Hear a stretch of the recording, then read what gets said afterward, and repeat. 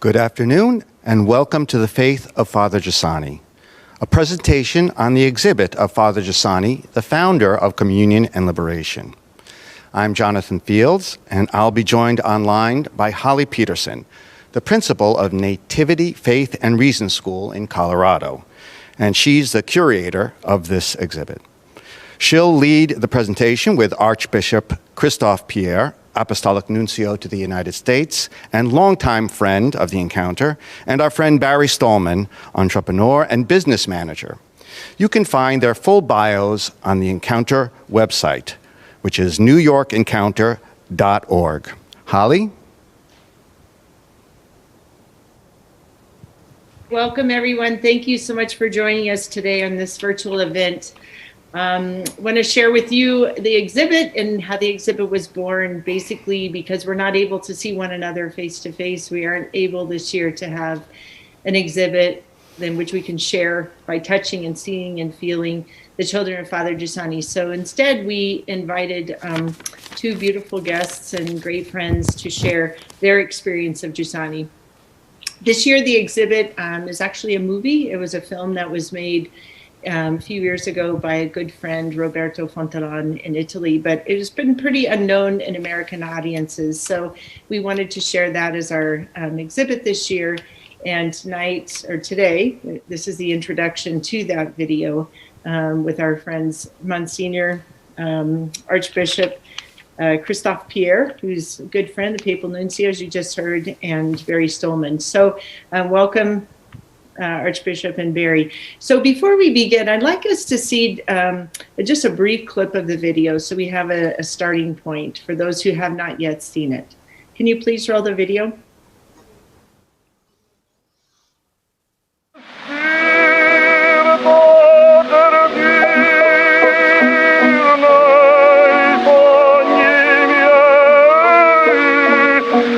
Ma chi è Don Giussani? Un prete qualsiasi della diocesi di Milano. L'uomo non può immaginare un problema più grande per la sua libertà. Cristo, sì o no? Sempre rimasto nella sua gravità di profeta, di uomo dei miracoli. Donna, non piangere, disse, e gli restituì il figlio. Ma disse prima, donna, non piangere. Un uomo che non viva un momento così con la sua donna, non ha mai amato la sua donna, mai. Un padre ed una madre sono tali non solo perché danno latte prima e risotto dopo al figlio che cresce, ma un padre e una madre danno loro stessi, un padre dà sé stesso al figlio. Come mio padre veniva accanto al mio letto, mi raccontava la parabola Ricco e Pulone. Lui era un socialista accanito, perciò tutte le sere Ricco e Pulone.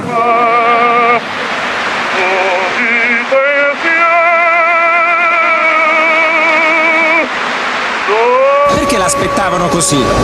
Perché credo in quello che dico. Questo e basta? Sì.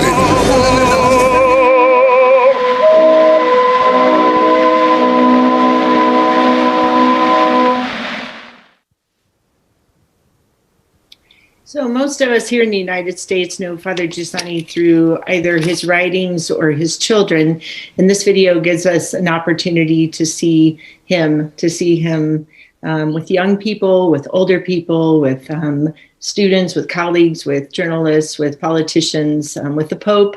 Many beautiful, beautiful moments, and I encourage you all to watch it, which we'll circle back to that later on during this exhibit. So I'd like to begin with you, Archbishop. If you could share with us a little bit what impact Father Giussani has had on your life as a person, as a professional, as a nuncio, and what impact you think he could have on culture or has on culture from your experience. Thank you, Holly. If you allow me, I would like to begin with the speech of the Holy Father to the diplomatic corps in Rome a few days ago on the 8th of February. You know, Pope Francis said that this year just ended has left in its wake fear, unease, and despair. as well as grief for the great loss of life. It led to a spirit of isolation and mutual suspicion that caused states to set up barriers. These are very meaningful words, and I found it useful to quote them before speaking about Giussani. Yeah? The interconnected world to which we have become accustomed gave way to a world once more fragmented and divided.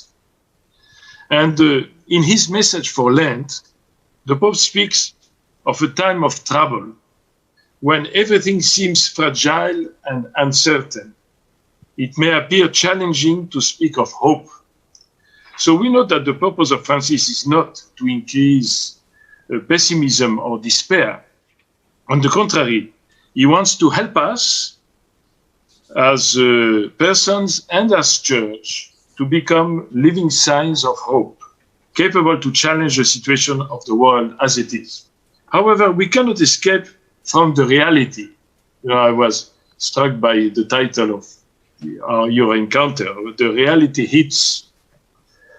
This is the main reason I have been fascinated personally by two great pastors, and I put them together, Pope Francis and Monsignor Giussani.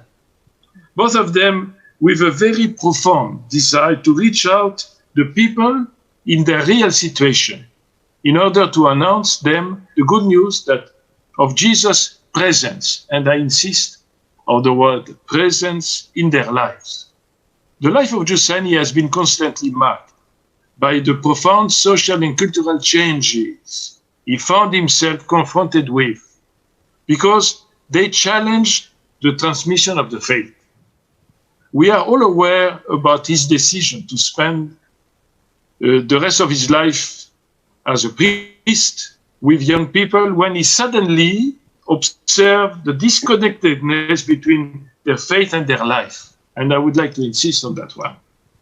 While many of these students professed to be Catholic, they knew the creed of the church, they knew their catechism, at least they appeared to know it, whereas, as we may know ourselves.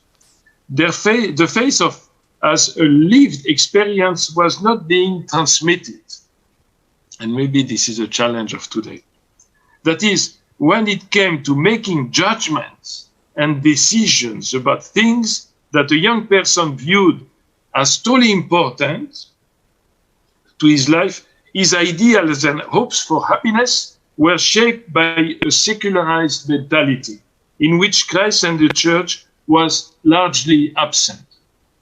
That was the time, that's what Giussani saw, and I've been impressed by that. The decisions of young people were shaped less by Christ and more by the forces of a modern era, including the ideology of scientism, the exaltation of subjectivism, the reduction of faith to ethics or moralism, and an emphasis on emotional individualism. Therefore, there was a gap between doctrine and the reality of life. And when we read Giussani, as I've done over quite a number of years in my life, I noticed that these concepts appear all the time. It became his fundamental task to educate. You know that Giussani is essentially an educator, and we are supposed to be educators ourselves. So his task was to educate young people and to lead them to see the attractiveness of Christ as the center of life and the fulfillment of their desires. And his method, because, you know, we cannot educate you. Holly, you are an educator yourself. And we cannot educate without a proper method, which corresponds to the reality of the people we teach and the reality of who we are as teachers, as educators. So his method was to challenge the secularism that dominated the mentality of his students by inspiring them to conduct a kind of rigorous examination of themselves, the fundamental experiences that characterize man's life and aspiration, and the incapacity of modern secular culture to do justice to the deep mystery of the human heart. I think the educator needs to reach out the mystery of the human heart, not remain at the superficie of things. He wanted them to verify the proposal of Christianity with their own experience and to see whether it corresponded to their desire for happiness. He believed that this examination, this is the process of education, and that's what he taught us, would lead to a rediscovery of man's religious sense. You know that religious sense for him is a concept which appears all the time, and we need to understand it. That is the fundamentally religious character of the questions and desire inscribed on the heart. Man has been made for God.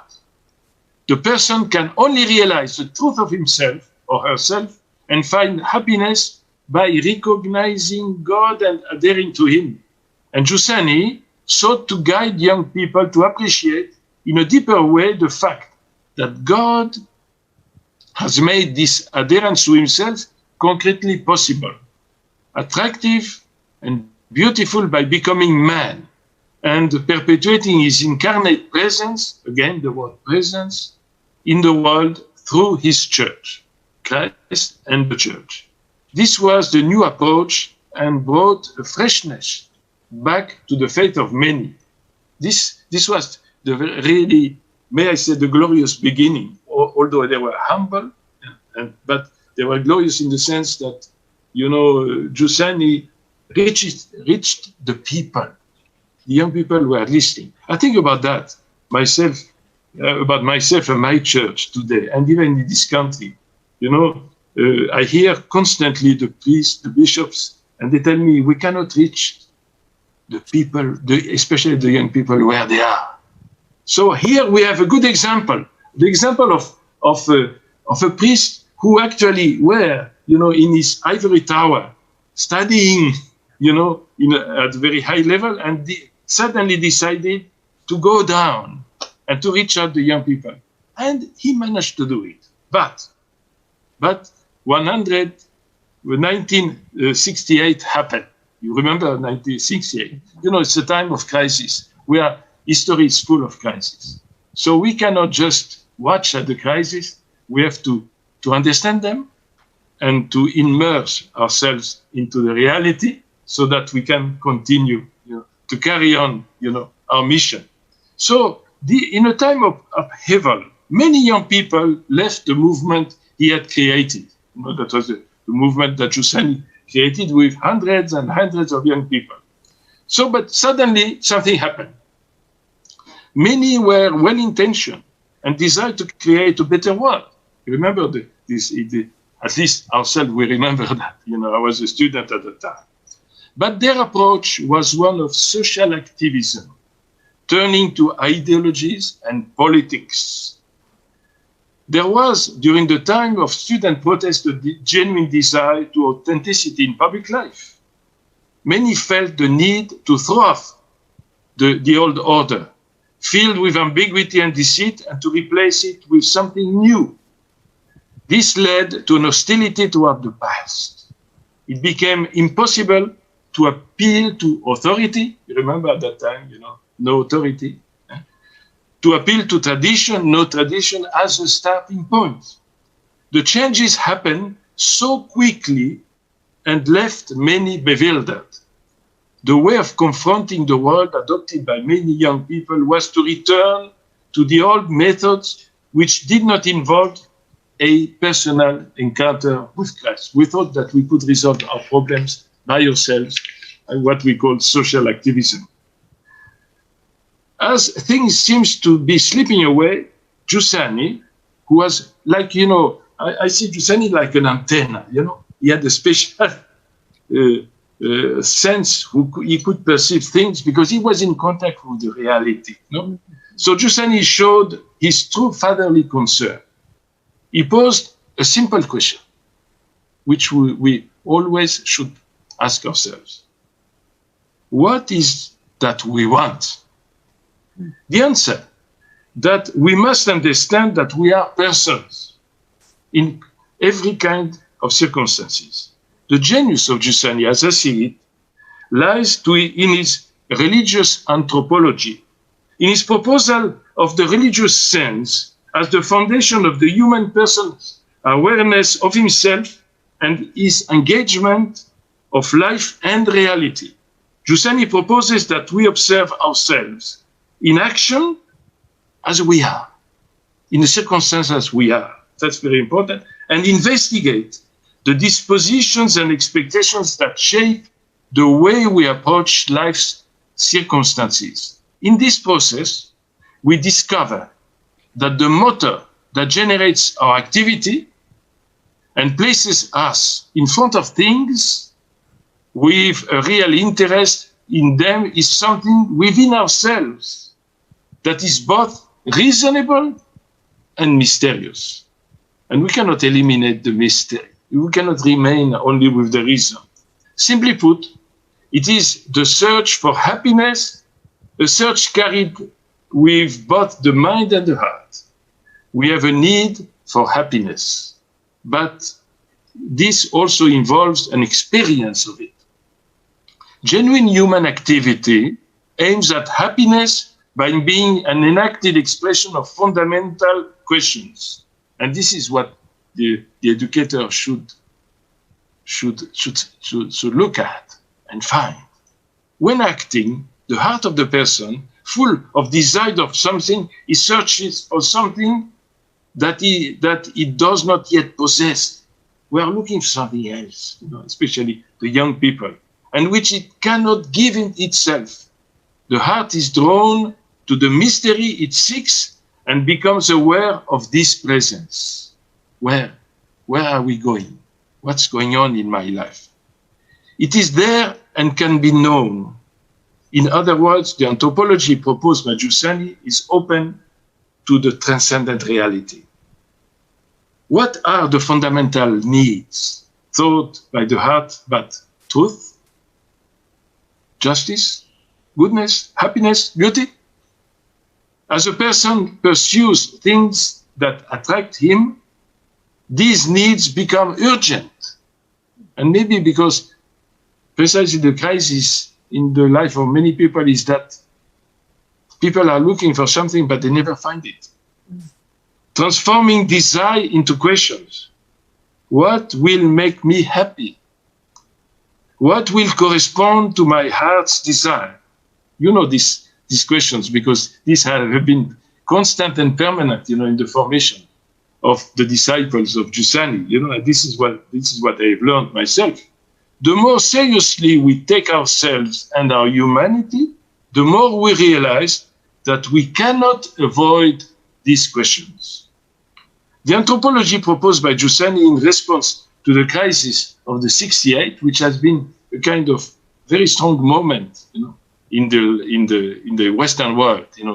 I was in France at that time, but I know that in America, it was a kind of traumatic experience, especially for the church, especially in the seminaries. So this anthropology is very instructive.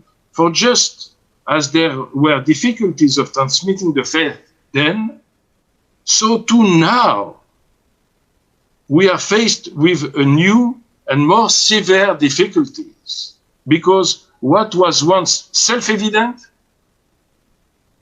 is no longer so. I remember I read in the book of Father Caron, Disarming Beauty, which was a beautiful book I read a couple of years ago. He speaks about the collapse of the self-evident. Things which before were evident have collapsed and nobody believes in it. So they do not appear evident to us anymore. There is a greater weakness of conscience that people have today. There is an ongoing reduction of the self. The Pope Francis speaks a lot about, the isolated conscience. And this is basically the same concept. And he says this is one of the characteristics of today's world. So this ongoing reduction of the self that reduces our ability to look at reality. The current cultural context is different because, at least before, people saw the evidence or argument for something and either accepted or rejected it. I received a few concepts, a few ideas from my parents, my parish, the priest, my teacher, and I can say yes or no.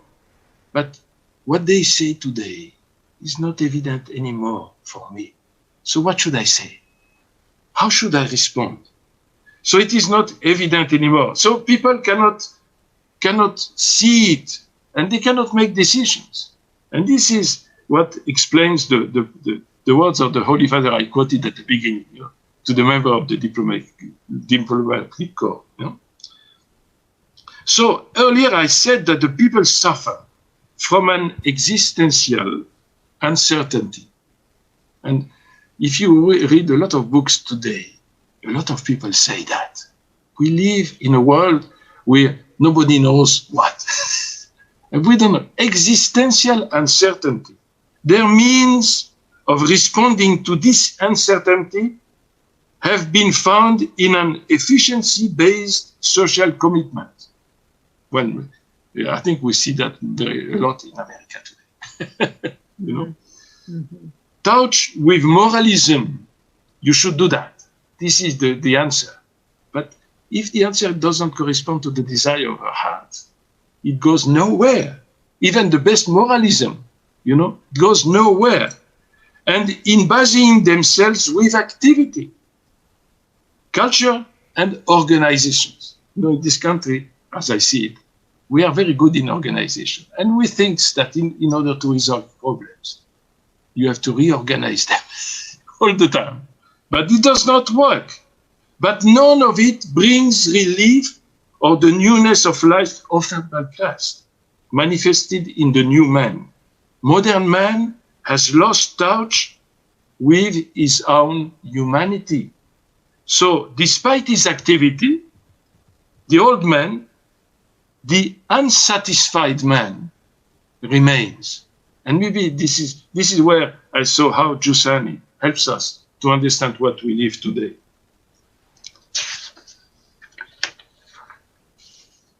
The education he speaks about, aiming at a rediscovery of our own humanity, happens only through a living encounter with Christ that happens through the church. And I insist on that, education, encounter with Christ through the church. And we cannot separate things like that, these various elements. How does people reawaken humanity? This is a big question. He meets us. Christ reawakens humanity. He meets us just as he met the Samaritan woman. I like this, this passage of the Samaritan woman, very well known to all of us, when Jesus met this good lady on the well of Jacob, and this encounter changed her life. But it was a very simple one. But it was a substantial one. He places before a human presence that is not reduced. He places people before his presence, the presence of Jesus, as a man who is God, but who is in touch. As we would say today, is connected. And we live in a world where people mainly are disconnected. The impact of our humanity running into his reawakens to us to the importance of our needs. The problems faced, this lady, well, I have no time to speak about the Samaritan, but this lady had full of problems, but she was not even aware of that. So she was running his life, meaningless life. And suddenly, a few questions, the presence reawakens her humanity. And she became a new person. What happens? This is precisely the encounter, And this is the encounter Giussani speaks about, I've always been impressed by the books of Giussani. You have hundreds of books because he was speaking all the time. He was a good teacher, But he repeats all the time the same thing in a different way. And basically different shades through examples of the encounter, because our life is precisely made of encounters, And this is what changes our life. when the encounter precisely corresponds deeply to our deep needs. The problems faced by the person today do not immediately go away, but somehow we face them differently, not always directly, but by examining in depth the subject who faces them. Christ came to reawaken the religious sense and our own humanity to face these problems. You see, at times we think that God wants just to restore, the order of the world, just to impose us laws and principles of morals. No. Christ comes just to have an encounter with us. And this encounter will change our life because Christ is precisely the one who goes to the heart. And what he proposes us, and this is the gospel, by the way. But the gospel is not just a book of morality. No. It's a book of encounters. And we are invited ourselves, to become a new person, encountering Christ in the same way that Jesus met, the first disciples, Peter and James, and those who became his disciples, and the Samaritan lady, and Zacchaeus, and there are many of them, and you and me. And this encounter will change our lives. So, in the context of epochal change, and indeed we live a kind of new epoch, who need to announce the gospel. And there is a deep need, by the way, today, to announce the gospel. Cannot do so by neglecting the new forces that can influence new generations. Who have their own expectations and aspirations. In other words, a main reason, it seems to me, that the difficulty in the intergenerational transmission of the faith exists is specifically rooted in the difficulty that we encounter in attentively reading the epochal change in which we are living. So I think what I learned from Giussani is precisely that. It's that, he tells us, my friends, look at the world today. Don't be afraid of the reality. Look at the reality of today. But don't forget, this reality is not outside ourselves. Look at the persons and go to the encounter of these persons. And the person you have to offer is precisely Christ himself. Because in this time, he was able to encounter people who are quite different, who are living in crisis. And he gave the mission to the church, and we are the church, to continue to do that, and only that. And the church is really the as we say, the sacrament of God's presence in the human reality, and we are the church. So, in the face of this existential fear, which we all experience today, and I think the coronavirus has increased it tremendously because it has isolated us. We need really to reconnect with others, with ourselves, and with God. In the face of this existential fear and the collapse of the self-evident, things which before were evident are not evident anymore, one approach would be simply to build a world around ourselves. Many people say that, to protect yourselves.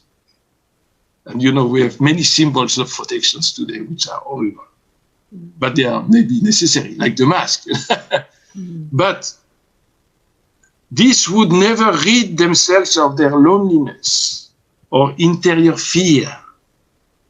This would not actually help them to live in a new way or to experience the joy that comes with freedom offered by Christ and the gospel. The alternative of building walls is dialogue. At the heart of dialogue is the communication of one's own personal life to others. And maybe, this is what education is all about. It is a sharing of the existence of others in one's existence.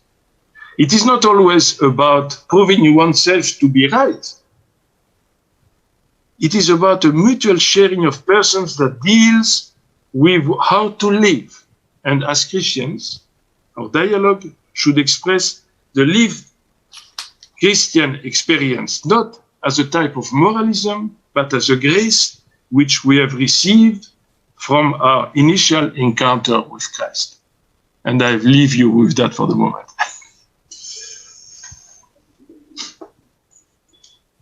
Thank you, Archbishop. Beautiful. Boy, I could just talk, I could respond and ask so many questions there, but we're going to pass the word over to Barry. Barry, here's my question for you. So you first encountered the children of Father Giussani, then Giussani himself. How has that impacted your life and your work as, an entrepreneur, as a businessman, as, a father, a grandfather, a husband, et cetera? What's the impact that Giussani has had for you? Thank you, Holly. Good afternoon. First of all, I'd like to say to the Archbishop that it's truly comforting to hear that you, who represent the Universal Church, the Holy Father, what you described for me clearly speaks of an understanding of my own experience, and that's a real comfort. Thank you. So the chance for me to reflect on the question of who Father Giussani is and how my encounter with him in my life with the movement has formed me, first of all, been a real gift for me right now in this moment. To have stopped long enough to reflect on what I've been given through my encounter with this man and this movement is truly a blessing. And I'm not here to speak to you as one who has resolved these questions. These questions that Father Giussani put in front of me, I wrestle with every day. Father Giussani opened my heart and has taught me to be free enough to stay in front of, to live with these questions. As he says in the beginning of the video that you'll all be able to watch, the question of our lives is Christ, yes or no? There's no greater question for my humanity, for my existence, than this one. Christ, yes or no? All of Giussani's life was full of the proposal of Christ present, asking only for us to know and love him. And my life is and has been full of the challenges of how I respond to this proposal. Do I know, seek, and love Christ? So in 1987, I was a junior in college, and I first met some friends who introduced me to a completely new and surprising passion for all of life, all of reality. Me, I am, and I always have been, one full of passion and interest, enthusiasm for life, always able to throw myself fully into whatever interested me or attracted me. Yet these friends were different. They lived a similar passion, similar gusto, but they did so for all of reality, in front of anyone they met.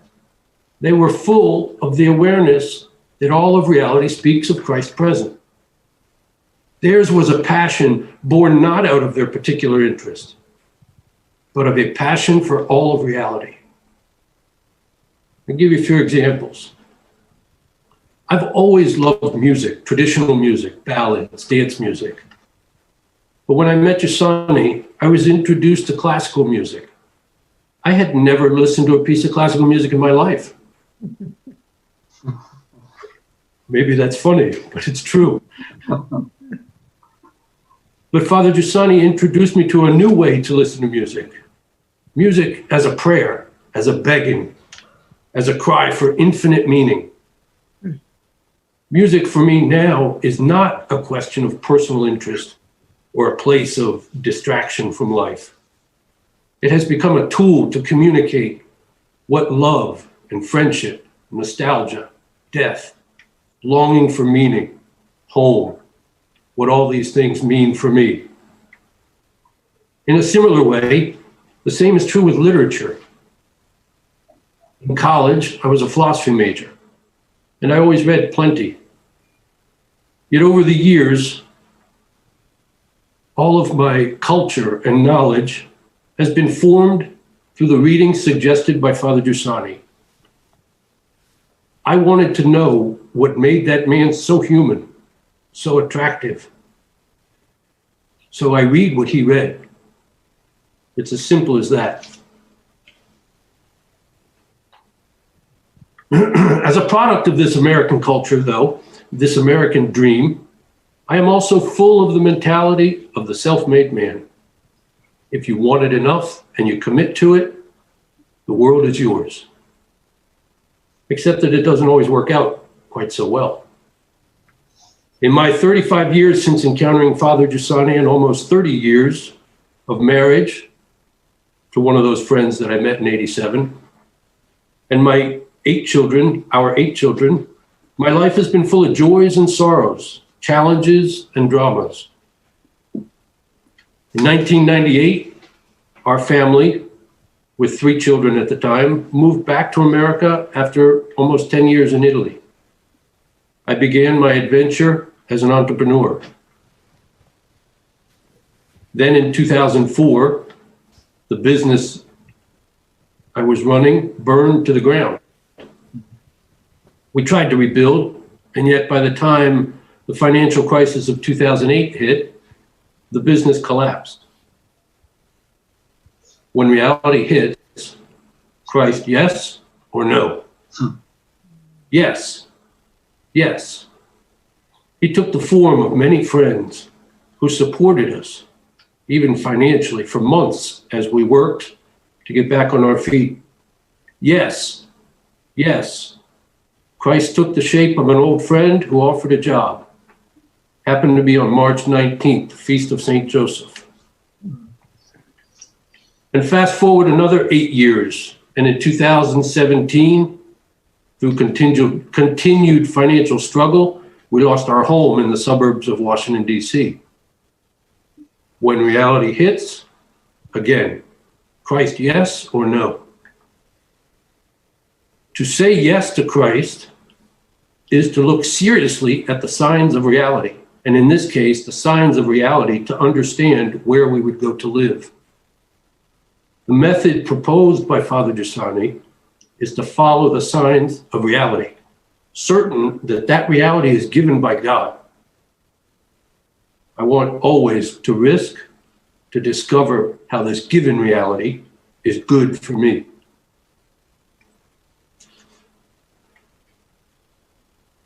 Again, another example, more recently, February of last year, February of 2020.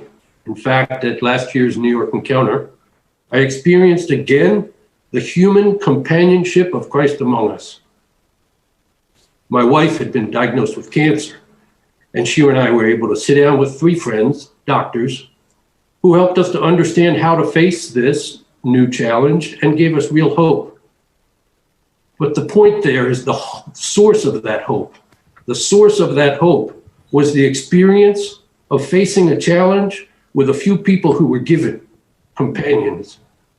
Simply put, they were Christ present in that particular of reality that hits.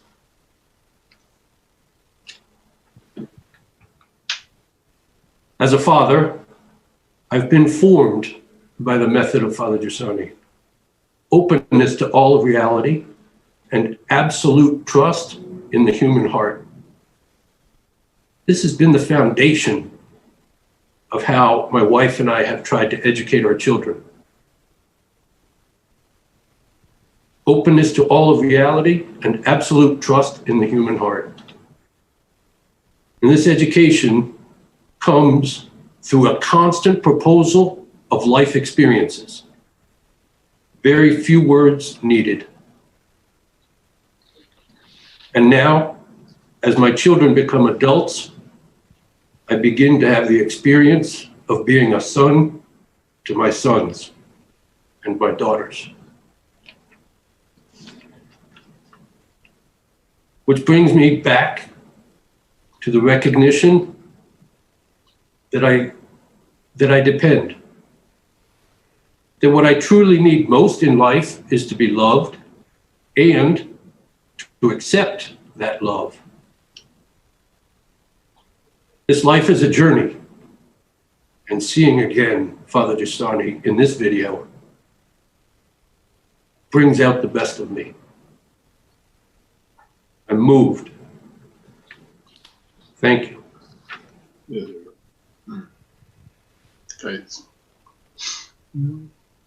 Thank you, Barry.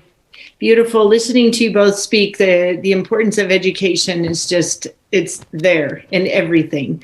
The way you were educated, Barry, is exactly what Archbishop was describing. A person who can look at life, observe our experience, look at ourself in action, and recognize his face, his hands, his mark. So thank you both very much. First of all, it's beautiful to see you both. And second, thank you for taking the time to be with us today.